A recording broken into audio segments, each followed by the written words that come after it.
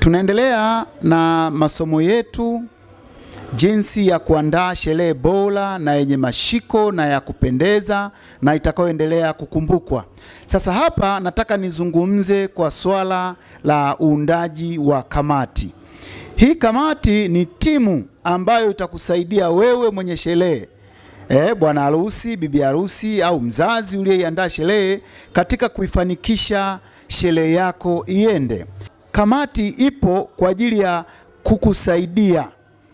Jambo la kwanza la kamati ni kukusaidia wewe mwenye sherehe kiushauri, kiuchumi na hata kusimamia jambo lako ili liende vizuri.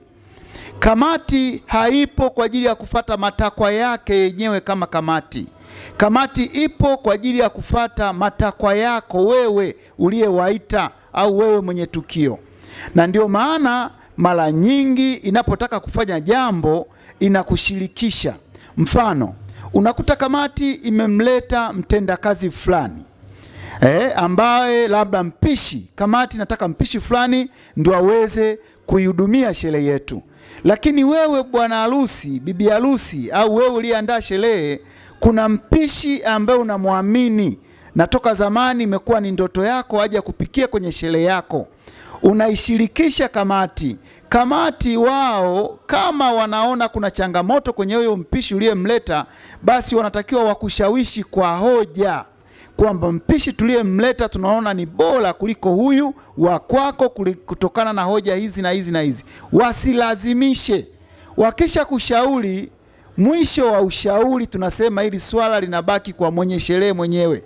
Kama mwenye sherehe atakataa, anaendelea kumtaka yule mtendakazi anayemtaka yeye, basi kamati msilazimishe, msapotini ili kutimiza kile yeye anachokipenda.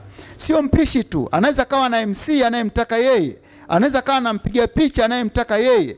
Msilazimishe nyie wanakamati. Kumbukeni nyie mpo kwa ajili ya kumshauri na kumsaidia. Kama yeye amewapenda hao watu, basi msaidieni ili hao watu waweze kufanya kazi kwa ubora na kwa ufanisi kama ambavyo yeye amewaomba mumsaidie. Tumekuwa na changamoto, na shangaa huyu mwenyekiti anazila, ama huyu mzazi anataka anavyotaka yeye, sisi tunamwambia hiki hataki, anaamua kutelekeza sherehe. Kumbuka, hii sherehe wewe sio ya kwako. Wewe upo kwa ajili ya kumsaidia yule mtu.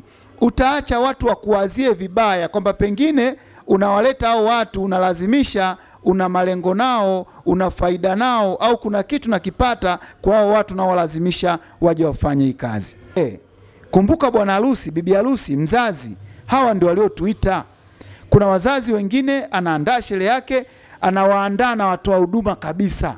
Wewe usikasirike mwanakamati. Wewe lengo lako ni kumsaidia kusimamia ile sherehe iende vizuri. Mungu awabariki sana. Nafikiri tufate kwenye peji zetu, utaanza kuona mgawanyo wa hizi kamati ndogo ndogo na majukumu yake. Tufuatilie vizuri, na unaweza ka-like, unaweza ka-follow. Tunaendelea kuchambua kamati moja moja. Tuna kamati ndogo ndogo nyingi katika kukamilisha lile jukumu lako la sherehe. Tuna kamati ya mapambo, tuna kamati ya vinywaji, tuna kamati ya usafiri, tuna mapokezi na ulinzi, tuna kamati ya chakula na nyingine nyingi. Kwa hiyo tufuatilie, tutaendelea kuchambua kamati kwa kamati. Lengo ili wewe unapanga kuwa na sherehe, basi ujue ninapoandaa sherehe yangu ni kitu gani nikifanya.